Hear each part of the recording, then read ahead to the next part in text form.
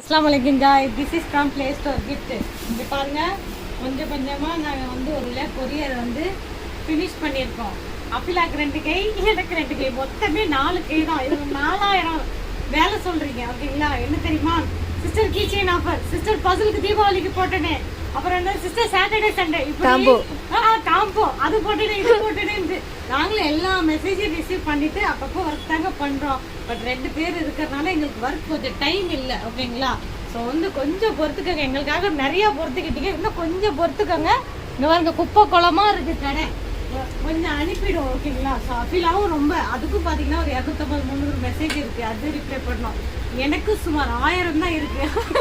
சுமார் 1000 தான் இருக்கு, அதுக்கும் பண்ணணும்.